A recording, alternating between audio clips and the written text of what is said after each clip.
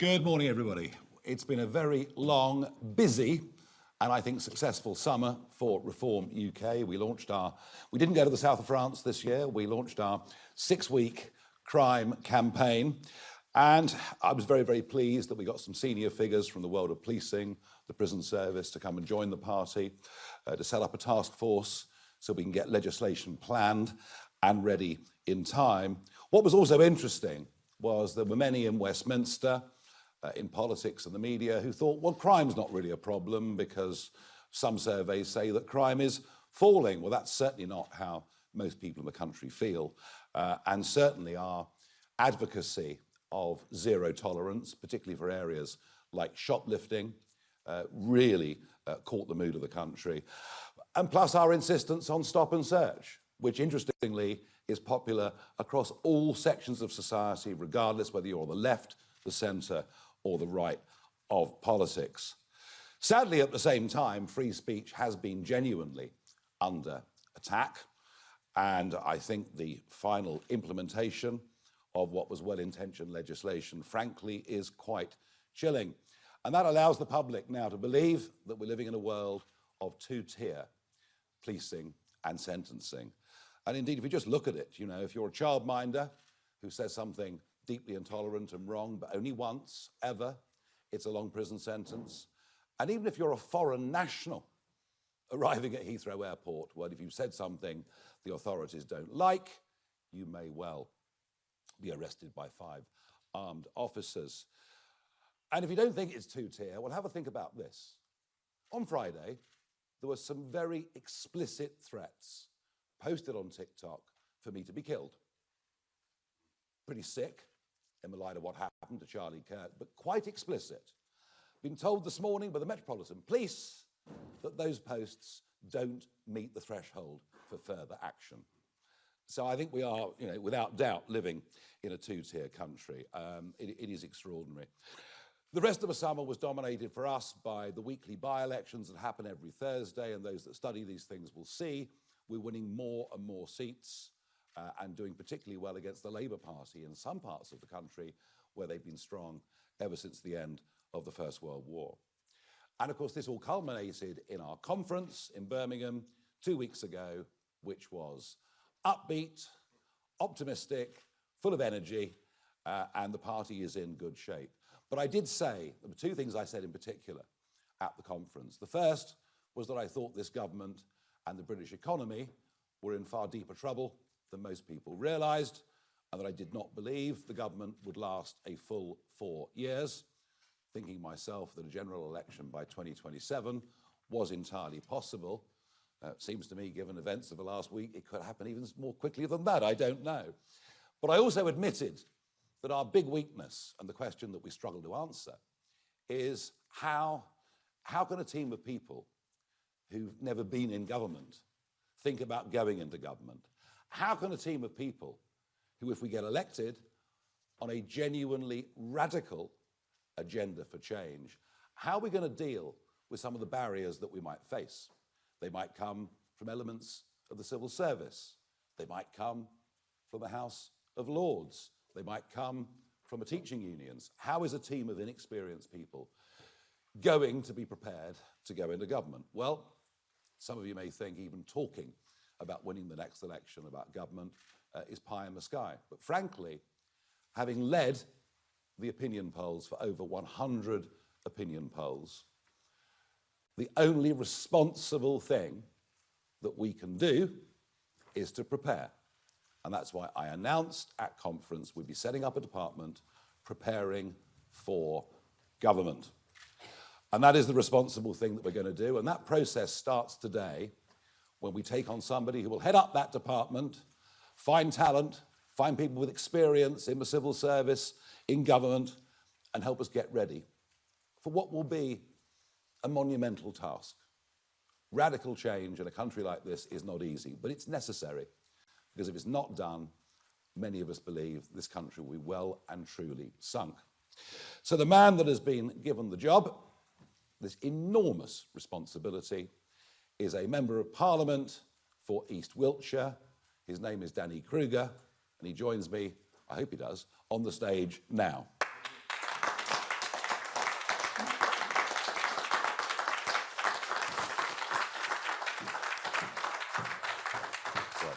Good man.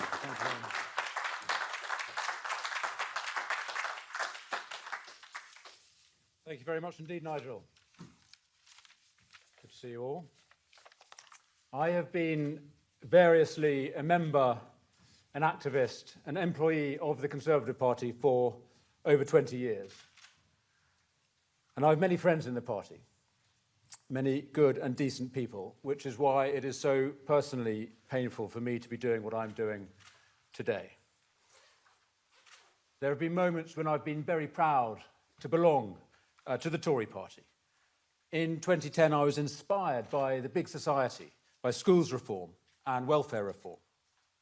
I was thrilled by Brexit and by what Boris Johnson pulled off in 2019. But those were exceptions to the rule. The rule of our time in office was failure.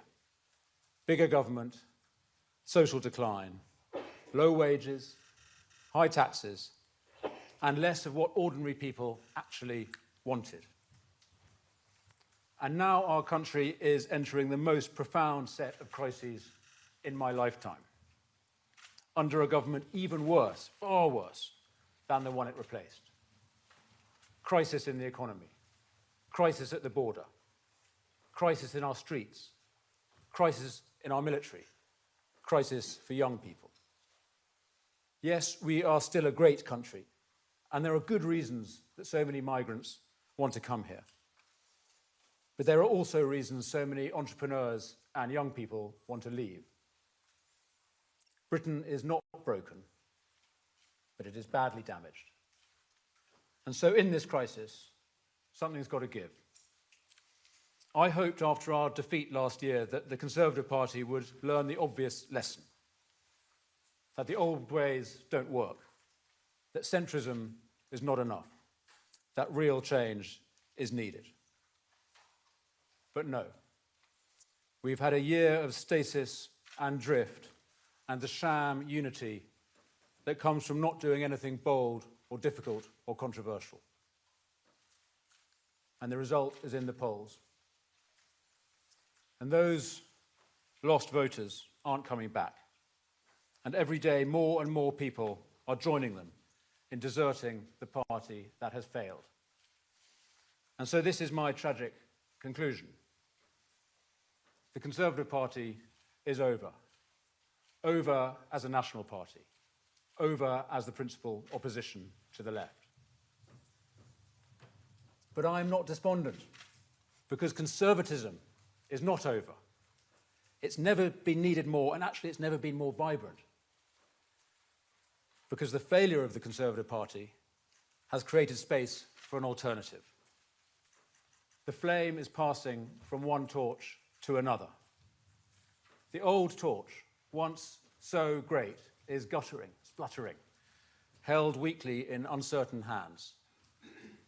But the new torch is already alight, already brighter than the one it is replacing, held aloft in firm and confident hands. And while the torch is different, the flame is the same. The things we Conservatives all believe in: respect for the law, respect for our traditions, personal liberty, national sovereignty, free markets, belief in family, community, country, the trinity of obligations that give us identity and security and purpose. And if we strengthen these things, and the economy which supports them, and the armed forces which defend them, we can weather the storms that are coming, and we can make our country even greater. So I am honoured to have been asked by Nigel to work with him, with Zia Youssef, with Richard Tice and our other colleagues to help Reform prepare for government. This is a team with the vision, the energy and the ideas that we need. And so let me say a word about the work that we're going to do. It's going to be difficult because we are planning change on a scale that the system has not seen since the modern civil service was created in the 19th century. And this work is going to be hard, and it will be opposed by the system. And that's why we need to be radical, taking on the vested interests and the incumbents who always defend the status quo. But here's an important thing. Reform UK is a radical force, but not a revolutionary one. Our mission is not just to overthrow the current system, it is to restore the system that we need: limited government, accountable power, a strong society, a state that works in the interests of the people. Radical restoration. That is the reform the country needs. Now, we'll be making a lot of announcements in the months ahead about what we want to do in government and how we'll get there, because this is going to be an open process. The whole point is that no group of politicians has all the answers. And so what I want to say to people watching is this: if you are serious about saving our country, about changing our economy and our society and our government itself, if you have expertise or experience or ideas, and that's everyone, we want your help. If you work in Whitehall or the public sector or the military and you want to give us confidential advice, get in touch. I say this to everyone. If you've had enough of waiting for politicians to fix our problems, if you don't trust Westminster, well, join the club. Literally, join us. Join Reform UK and see what you can do for your country. So let me finish with this. We on the right of politics face a choice: to embrace the change that is happening or to go down to a deserved demise. To follow the flame of conservatism as it passes to a new torch, or to stand still and get darker and colder and more pointless. To be conservative is not to worship the ashes of defunct institutions. It is to preserve the fire that gives our country its life. The new custodian of that fire, the best hope we have, maybe our last hope, and I fervently hope the next Prime Minister, is Nigel Farage. I am proud to follow him, and I hope others will do the same, because Britain needs reform. Thank you.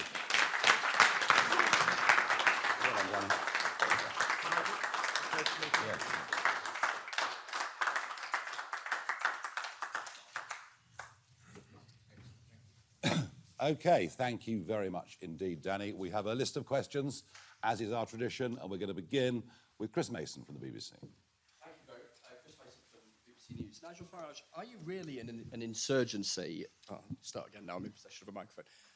Are you really an insurgency, or any port in a storm for grumpy Conservatives who think their old party is finished? And Danny Kruger, is the Conservative Party really over? What would you say to former colleagues who will say that you're a turncoat who's given up when the going gets tough? And I appreciate defecting is a big and difficult thing for any politician to do. And just one final question, Mr Farage, if I may. Where did the money come from for the house your partner bought in Clacton? Okay, Thank you. two questions there. I'll deal with that after Danny and I have given the answers to this. We're not here as any port in a storm for Conservatives who think they've got a better chance of winning their seat next time round. There are two things, there are two criteria. Number one is, what do these individuals stand for? But more importantly, what are they going to give? What is the benefit to us of them joining? And they're the only ones I have any interest in. In this particular case, Danny Kruger is aligned with us, whether it's on the Brexit vote, whether it's on the Windsor framework, whether it's on ECHR. You know, politically, we're very, very aligned indeed. And he's just taken on a mammoth piece of work, and he's better qualified to do it than any of the rest of us that are in the senior levels of leadership in this party at the moment. Thank you. Also, Chris, this is a big risk for me. And in fact, my seat is not particularly a Reform target, although Reform are doing well, even in East Wiltshire at the moment. So I don't accept that I'm simply jumping ship to save my skin. In fact, I'm taking a very significant personal risk here. The fact is that I feel nothing changes when the governments change at the moment, and I think that's where the country are too. And what I hoped after the last election is that my party, the Conservatives, would recognise how profound the challenge that they faced is. They haven't done so, and my view now is that the best hope for conservatism and for the country is Nigel's Reform Party. But yes, it is going to be a major challenge, and Nigel's asked me to do a very, very difficult job, so I don't think I'm scuttling off an easy life with this move. No, that's certainly true. Chris, in answer to your question, my partner is a private individual. She purchased a house in the constituency. I was pleased that she did. I didn't particularly want my name down, living in the constituency for obvious security reasons. Lots of questions were asked, which is why I went last week to an independent KC, tax expert. I've got all the judgment. The KYC checks were done. The money was legal. The purchase was legitimate. The right level of stamp duty was paid. There have been no laws of any kind broken whatsoever. As for the source of the money, I've said previously what I've said, and I'm not going to say any more. Thank you. Chris Hope, GB News. Thank you. Chris Hope from GB News. Danny Kruger, you're the new Reform UK MP. What has Nigel Farage got that Kevin Badenoch hasn't got as a leader, apart from a big poll lead? Don't answer that. Why would he be a better PM than Mrs. Badenoch? And who approached Nigel Farage? Did you approach him or he approached you? Danny Kruger approached me initially. Well, you know, you meet in the House of Commons, you meet in the voting lobbies, things like that.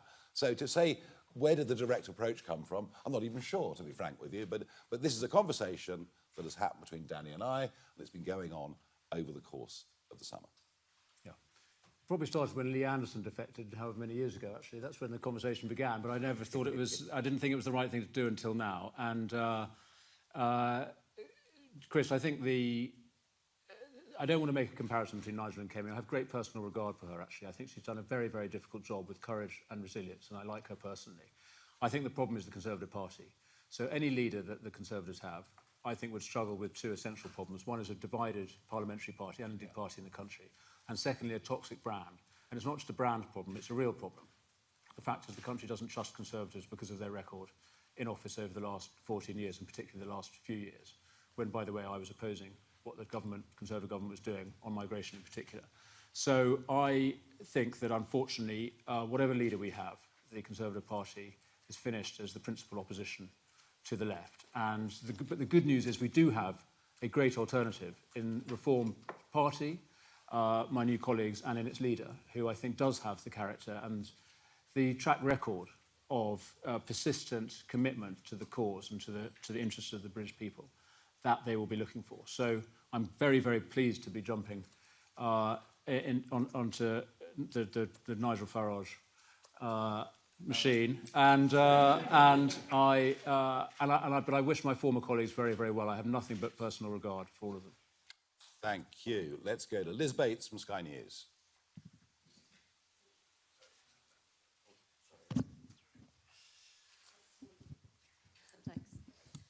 Thanks. I was going to say, it sounds like you think the Conservative Party is dead and finished for good, and is that true? But I think we know that already. In terms of your other colleagues, you still have high regard for a lot of them. Do you expect any more of them to come over? Are there more conversations going on? And Mr. Farage, if I could get your response to the scenes that we saw over the weekend, the marches, the presence of Tommy Robinson, and in particular, the comments of Elon Musk, fight or die. What do you make of all of that? So on the first question, I don't think the Conservative Party is dead. I just think it's over as the principal opposition and the principal vehicle of conservatism, the sort of conservatism that I believe in. And I think in reality, it is very unlikely that they're going to recover significantly or soon. And my personal view is ever. So I'm not predicting that there will never be Conservative Party or Conservative MPs. I would hope that colleagues who share my view about the crisis that the country is in and the opportunity that reform offers to save our country at the next election will follow me. In terms of what conversations are underway, I have absolutely no idea, and that's best left to the leader. Nigel, are there other conversations underway? Thank you. It's very kind of you.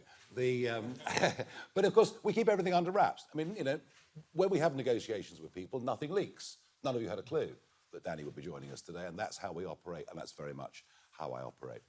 A quick thought on the Conservative Party. Whether it is the parrot in the Monty Python sketch, I don't know. What I do know is this Conservative Party has zero chance of winning the next general election. Literally zero chance, but Reform genuinely does, and we've led, as I said earlier, for over 100 opinion polls. As for Saturday, I think the vast majority of people that turned up were good, ordinary, decent people who are very, very concerned about what's happening in this country. I've noticed that the wave of flags that started about 3 weeks ago, going up around the country, far from subsiding, from what I could see this weekend, it's accelerating massively.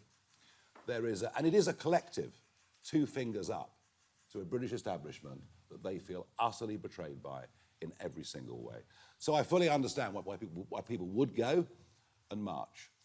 The comments of Elon Musk you asked me about. Well, Elon and I have a relationship. Wouldn't say a very good one. He's generally rather rude about me, even though I do admire him in many ways.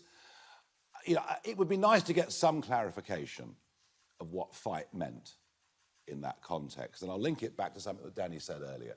We are radical, but we're not revolutionaries. If the fight that Musk was talking about was about standing up for our rights of free speech, if it was about fighting in elections to overcome the established parties, then that absolutely is the fight that we're in. And the reason you asked the question, I think the context of the way the word was used left a degree of ambiguity. Thank you. Carl Dinnan, ITV News. Thanks very much. Danny has just described Reform as being the new home of conservatism. How then are you going to continue to persuade former Labour voters to vote for you, if that is the case? Danny, I'd like to ask you about something you said in your speech. You said quite explicitly, Britain is not broken. Are you aware that Nigel has spent the whole summer saying that it is? And finally, Nigel, just a quick one. Do you think Peter Mandelson was worth the risk as US ambassador to the United States? Oh, gosh. We'll be here all day, Carl, just with you, won't we? Look, you can define conservatism how you want. What is for certain, if you look at those by-election results last Thursday, we are doing very well in the old Labour heartlands because they believe in family, community, country, all right? And what people like Danny have been looking for is a brand of conservatism that's consistently been promised and not delivered. And that's the really important point. As to whether Britain is broken or not, Danny's more bullish than me. He's more optimistic than me. But we both agree on one thing. The state the country's in needs radical change. Tinkering at the edges will not make any difference. And as for Mandy, well, you know, clever bloke, good at what he does. I confronted him face to face when he was European Commissioner. There was no doubt the man was a master of a brief. But a totally catastrophic appointment from day one. A huge political error from Keir Starmer, from Morgan McSweeney, and it looks like one or both of them will fall as a result of that judgment. We will find out more over the course of the coming days, but a catastrophic political error. Francis Reed, Channel 4 News. Thank you very much. Mr. Kruger, you've previously called Reform a destructive force, so I'm wondering what's changed. And secondly, forgive me, you're another Eton boy, Oxbridge graduate. Can you explain to working class voters how you can understand their lives and why it's any different from the Tories? Mr. Farage, you've distanced yourself from Tommy Robinson, but Elon Musk is amplifying him. Will you outright condemn their actions today? And also, what legal means do you think Elon Musk could possibly have in mind in saying that a democratically elected government should be overthrown? So, Reform is a destructive force. It's destructive of the established parties, and I mean that's a very good pivot. I like that. I mean, you like it. I have regretted it, and I do, on a personal level, genuinely regret it because there are some brilliant candidates in my constituency who lost their seats at the council elections to Reform at the council elections earlier this year, and you know the fact is, the landscape is changing dramatically. The brutal reality of a first-past-the-post system, though, is that there's only really space for one major party on the right of politics if we are serious about trying to win power on the right, as we should be. And therefore, as I said, I think the flame has passed to a different torch. So what I don't believe, though, is Reform is destructive of our country. In fact, quite the reverse. As we've heard, we want to restore the foundations of our country, address the parts of our communities that genuinely are broken, restore families, communities, and our country itself. So it's a creative as well as a destructive force, and I'm very proud to be working with it. On your cheap shot about my education, fair enough. None of us can claim to have personal experience of every experience that people in the country have. I recognise that. Nevertheless, I would say, partly as a constituency MP, but actually more in the work that I've done outside politics. For 10 years, I ran a charity which I still chair, working in prisons and with ex-prisoners. We work with many families at risk. I'm very, very familiar on a personal level with the challenges that so many people in our country face who have lives very different from mine.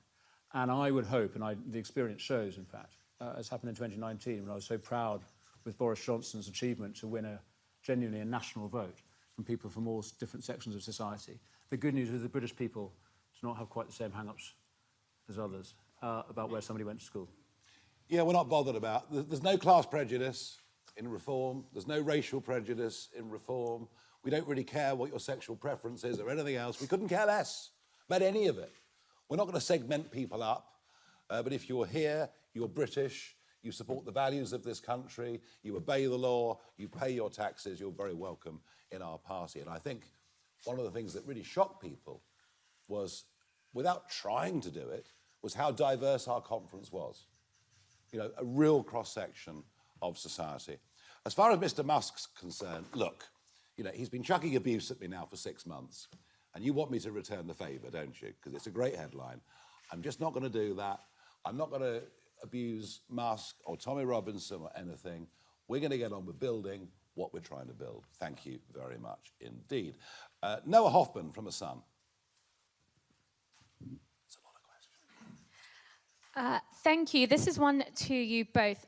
Danny was political secretary to Boris Johnson, someone you, Nigel, blame for waves of mass migration. I was just wondering how you both square that circle, please. Well, I think when the mass migration occurred, Boris was Prime Minister. Danny knows him incredibly well. But I think one of the reasons Danny is here, he's been disappointed by what's been promised at elections and not delivered. I don't hold Danny personally responsible for that mass wave of migration, and quite the opposite. Just look at his voting record. Thank you. So I was political secretary to Boris in 2019, in those months before the 2019 election, which was when I became an MP. So I was there through the Brexit battles when we were in a minority government and had to try and get Brexit through very, very difficult circumstances. And I remain enormously proud of Boris Johnson for his achievement then. I think he was the absolute man for the moment. And with help from Nigel and others, he won a great victory at that election, and all credit to him. I was very disappointed with what followed. Firstly, with the failure to properly grip the system of Whitehall itself, which Brexit was only a prelude to. We needed to restore the government to the people. That was what people voted for in 2019, and I think we've failed to do that, particularly during COVID. And then secondly, most obviously, with the wave of immigration that the government oversaw. And while, as a Conservative MP, in a sense, I bear some responsibility for that, in practice, I was arguing strongly against the degree of both legal and illegal migration that the government was presiding over. And I'm on record for having opposed measures that the government was introducing, particularly around the small boats crossings. And I rebelled on the Rwanda deal because I didn't feel it extricated the British government from the snare of the human rights framework that would have prevented Rwanda from working as well as it could have done. It didn't work at all, of course, because Labour scrapped it. But so I think I was on the right side of those arguments in the last Parliament. OK, Martin Beckford, Daily Mail. Thank you. Good morning. Could I ask, Danny, one of the things you've been best known for over the past year is opposing the assisted suicide bill. Will your preparations for Reform government include repealing that law, is law by then? And Nigel, would you support him in that? Thank you. So my quick answer to that is we'll wait and see. The manifesto is still to be written. Zia Youssef is leading on policy development. It's a free vote in the House of Commons, questions around assisted dying.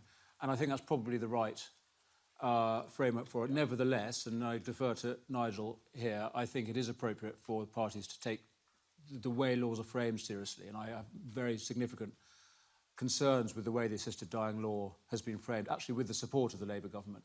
So it might well be appropriate that the party takes a position, but the reality is our MPs are split on this question, like the country is. Yeah. So I don't think that it's likely that we're going to be imposing a position on principle on assisted dying on our colleagues.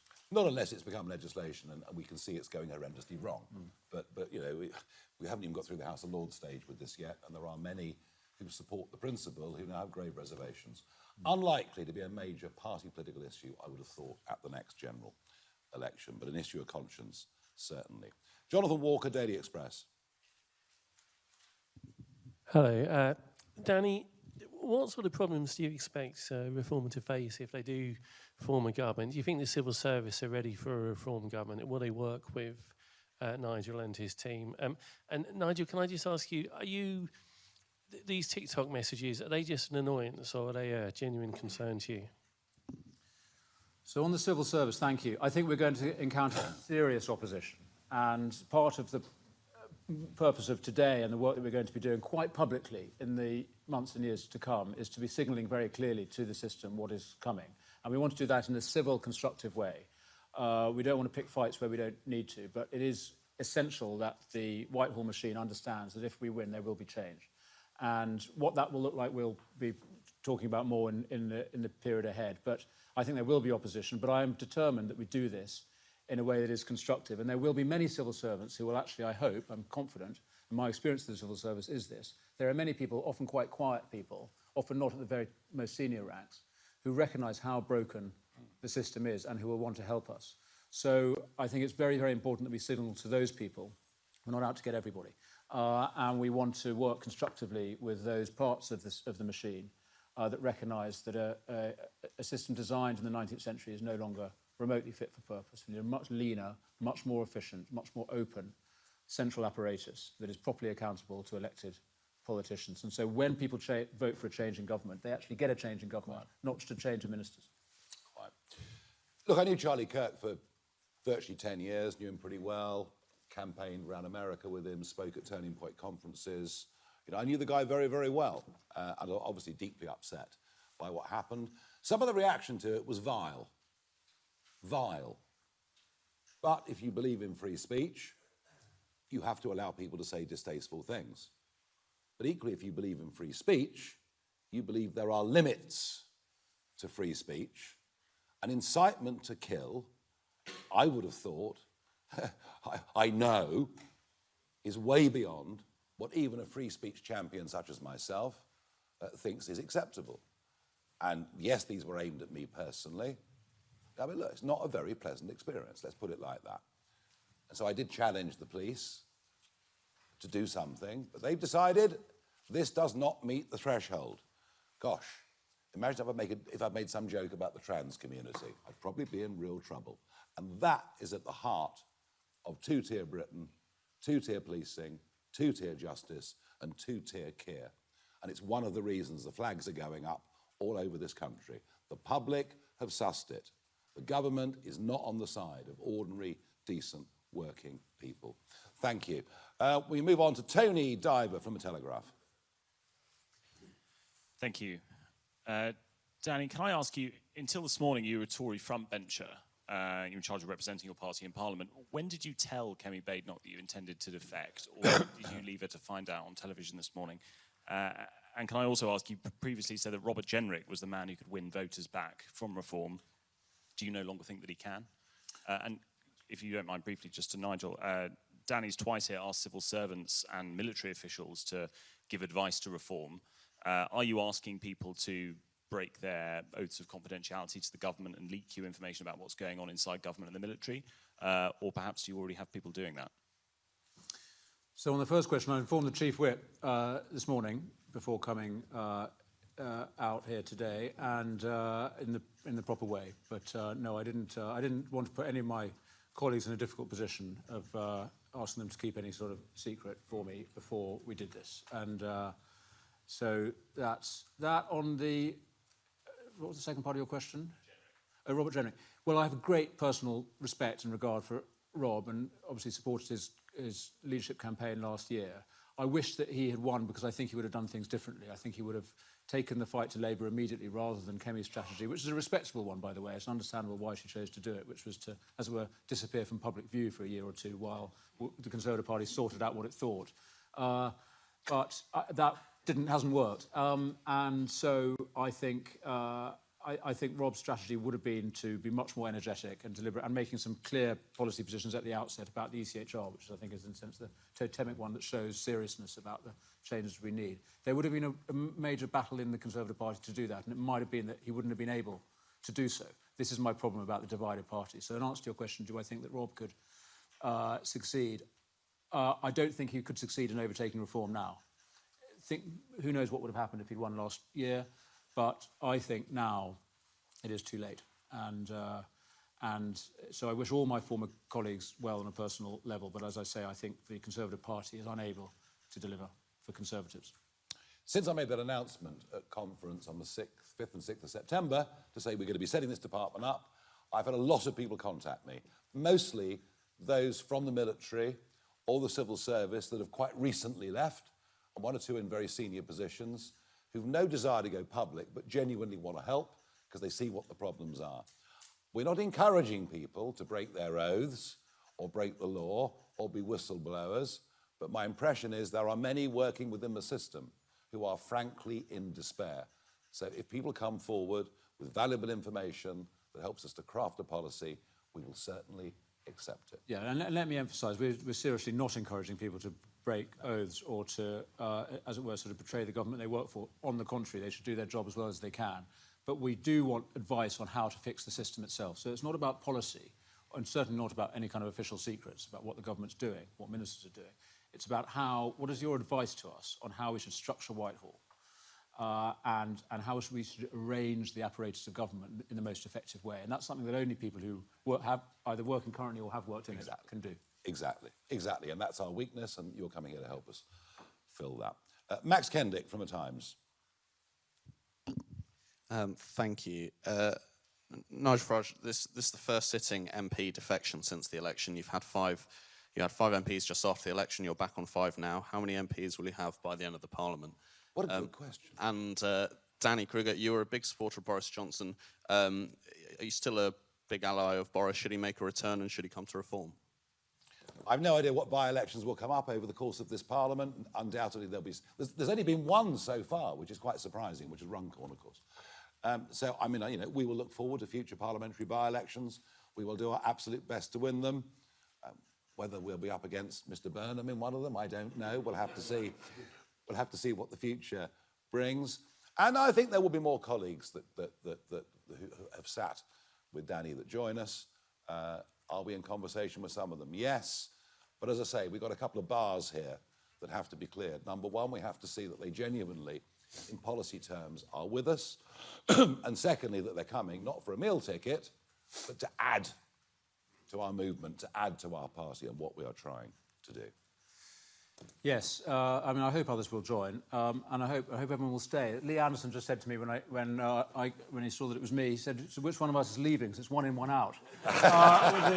So I hope that is not, I hope that trend has stopped, Lee, with this. We need to grow. So on Boris, I mean, I genuinely have great personal regard and respect for what he achieved as the cheerleader for Brexit in 2016, and as I think the only man who actually had the courage and the style and the conviction to kick the door down, as he did in 2019, to get the deal and get Parliament to back an election and then to go on to win such an astounding victory in 2019. So I will always revere Boris for his achievement in that period. I'm afraid to say I think subsequently as Prime Minister he failed, and he's part of the failure of the Conservative record in the last Parliament. And I think he has many decent excuses, COVID being the most obvious one, but fundamentally you have to be accountable for your record in this business. And so my view is that he's probably not one of the people on Nigel's invitation list for reform. Yeah. A drink, perhaps, but not to join Reform. James Hill, Spectator. Thank you very much. Danny, you were integral to Robert Jenrick's leadership campaign last summer. Just off the back of Tony's question, can you categorically rule out ever rejoining the Conservative Party if Robert Jenrick does become leader in the future? Oh, I mean, blimey, I've just made one move. Don't ask me to anticipate the next one. I mean, my strong prediction is that the Conservative Party is going to continue to shrink in public opinion and in parliamentary size. And I want to be part of the party that can actually achieve change for this country. So, I mean, my absolute commitment now is to Nigel and to reform. I'm not going to speculate on what might happen in the Conservative Party. It's no longer my business. And, and I can't imagine what might happen down the line. The Conservative Party, James, is nowhere near its electoral floor. There are still people out there who don't really engage in politics much, who have companies and jobs and families and kids and mortgages, and they think, well, you know, I'll tell the pollster I'm voting Conservative because I don't like what Labour's doing. But when they realise that actually it's only Reform that can beat Labour, then you'll see whatever they're polling at now, is it 16, 17 or something like that, that will go lower. And the other point I think is this, that the stakes next May are very, very high, with the Welsh, Scottish, Greater London, thousands of council seats. My prediction is that after next May, the Conservative Party will cease to be a national party because they're going to get obliterated in Scotland and best part obliterated in Wales. Moving on to Chris McKeon, PA.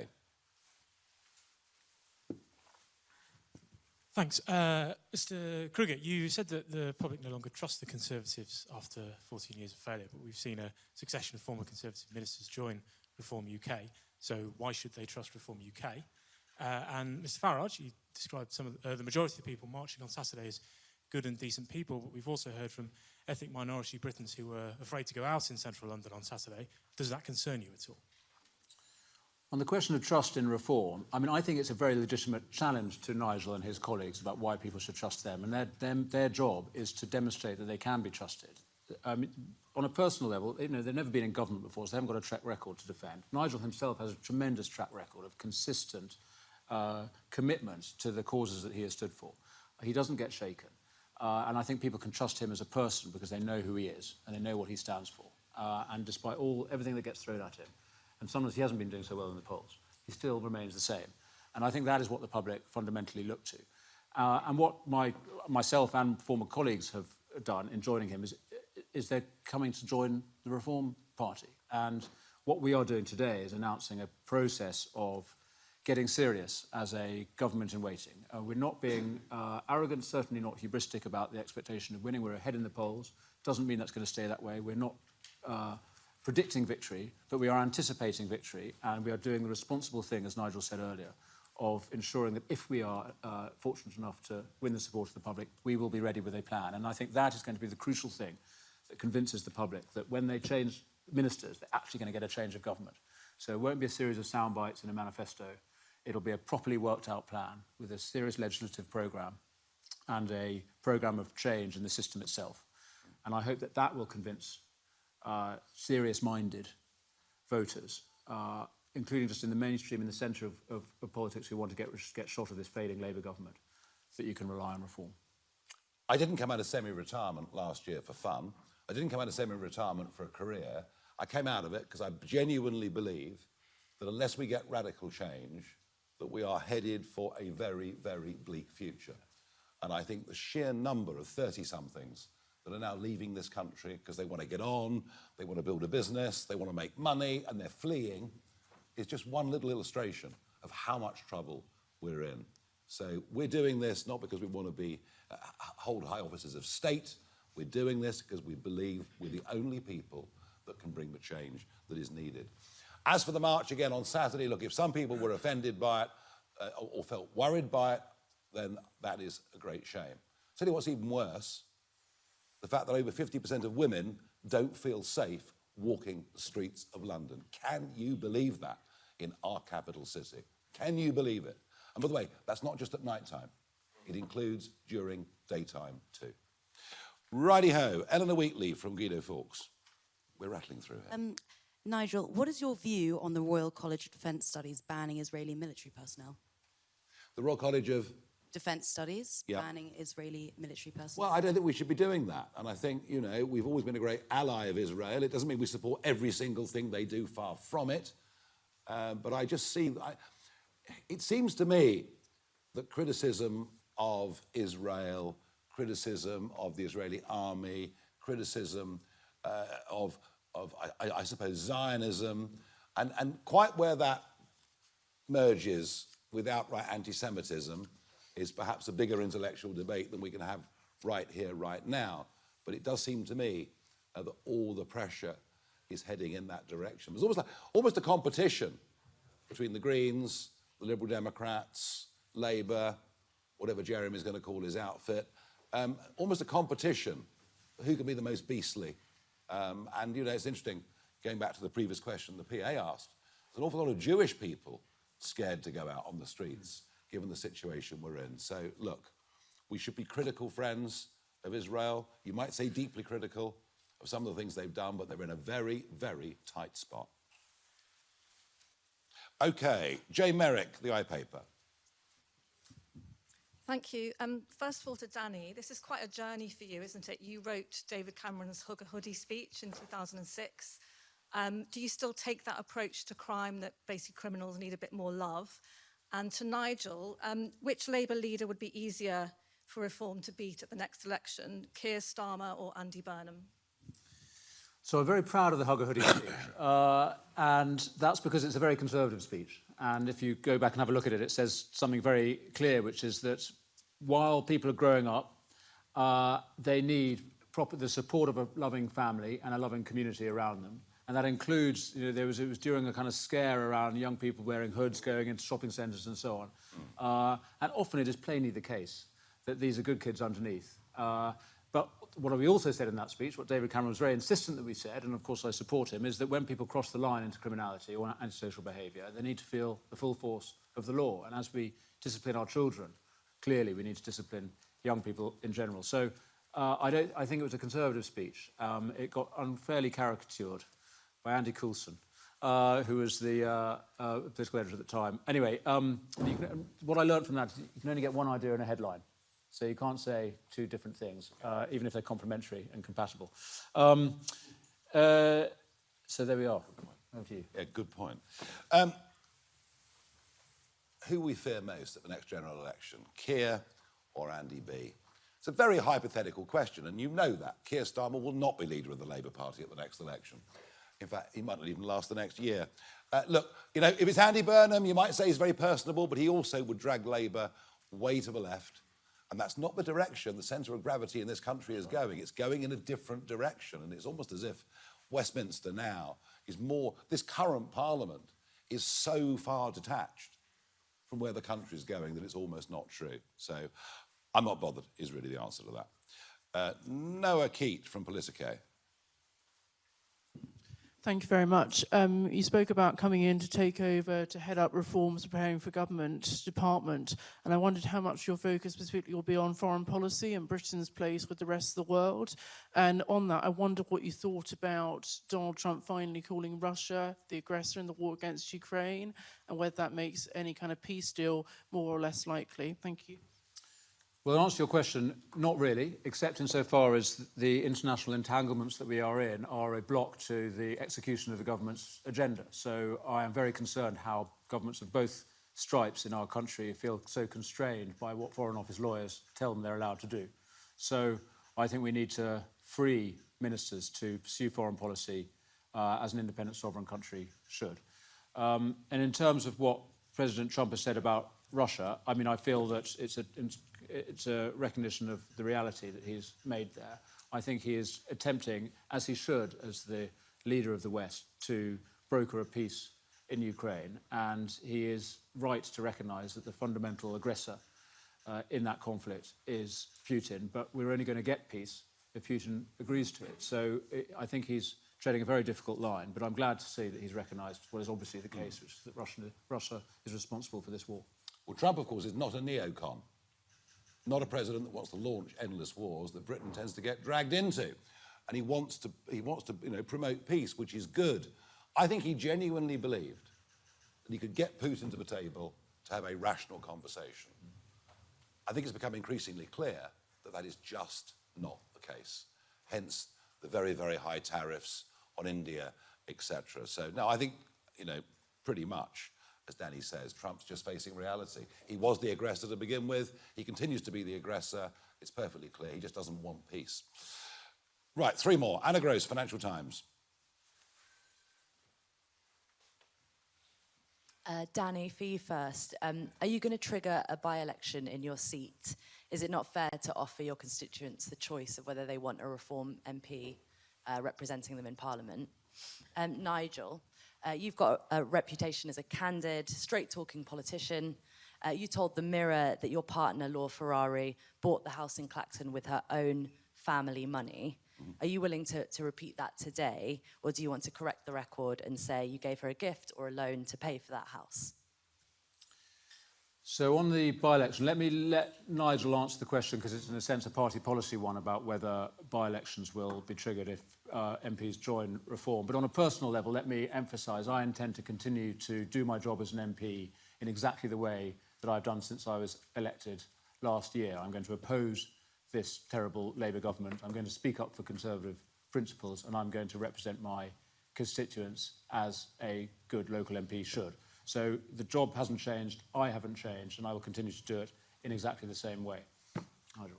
I don't think Danny's going to change any politics whatsoever. He'll vote the same way, he'll think the same way. He just happens to see that we are the vehicle through which he can achieve the things that he wants to see for the country, not the current failing Conservative Party. I think, I mean, to be honest with you, if he joined from the Labour Party, if he'd been elected on a Labour manifesto and come, then I think perhaps in that situation, the voters in the constituency would say, well, hang on, surely we've got the right to have a say on this. Generally, the public don't like by-elections. Generally, the public don't like being asked to vote if they think it's unnecessary. And just as we've had defections in Wales, we've had defections in Scotland, and here, no, there's no need for by-elections. Other parties don't do them either. Be slightly careful what you say. There's no loan being made of any kind, because that really would raise very serious questions. I've answered the question earlier on to Chris Mason. You know, I spent the money to get an independent King's Council tax advisor last week to say everything that has been done is legal, but I'm not going to say any more. And I would advise people not to say in print or anywhere else that I have done something to break the law when it comes to stamp duty. I would advise that quite strongly. Penultimate question, Archie Mitchell, Independent. Hello. Mr. Kruger, in the past you've said that marriages between men and women are the only possible basis for a safe and successful society. Is that something you stand by, Nigel? Is that something that you welcome in Reform? I think one thing for certain is children who have two stable parents have a better chance in life, and the most stable relation, well, maybe not my example, but the most stable relationships, the ones that last the longest, tend to be between men and women. I'm not absolutist about this in any way at all. I do just happen to think there's an awful lot of kids in the country not getting the kind of start at home or at school that they deserve. Last question, Aletha Adu from The Guardian.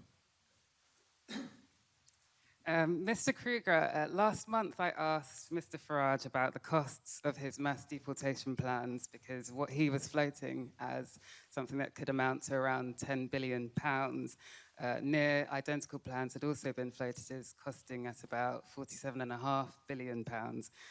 Do you take back your remarks that Reform will spend money like drunken sailors? And now that you're in this position, do you think that you'll be able to stop Reform and your colleagues from making jokes and simply saying, you know, we can get these plans done because Zaya Youssef is good at maths? And Mr. Farage, rather, what is your direct message to police officers, 26 of those who were left injured at this weekend's rallies? You are levelling some heavy accusations at them, those who are trying to do their jobs, that they are conducting two-tier policing, but how is this helpful to them? Yeah, I mean, 26 police officers being injured is horrendous. And people will say it's not as bad as Notting Hill, it's not as bad as other demonstrations, but it is horrible, it is bad. I feared something like that would happen. There is no defence of the use of violence that some people used on Saturday, but I do repeat, not defending any of it, but I do repeat, the vast majority of those who caught the train to London for the day were good, ordinary, decent people. Just on the point about Reform spending plans, firstly, I do have great confidence in Zia Youssef's ability to put together a comprehensive and workable plan, and part of what we intend to do over the coming months is to involve the public and experts as much as possible in the development, both of policy and of implementation.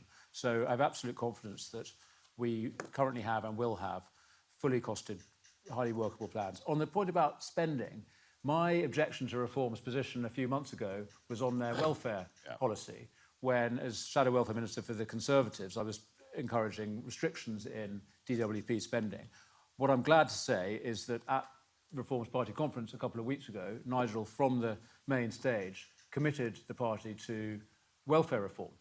It is completely unsustainable that we are spending so many tens of billions of pounds more every year on benefits. So in order to support low-income families, in order to ensure that people get opportunities to work and to ensure that families are supported, we do need to reform the benefit system. I'm very glad that that's the position that Nigel is in. We will do a press conference next week at which we will show you how we propose to save huge amounts of money. And that'll be next week, probably Monday, but we'll see. That concludes the press conference. Thank you very much, everybody. Danny, welcome on board. Well done. Great stuff.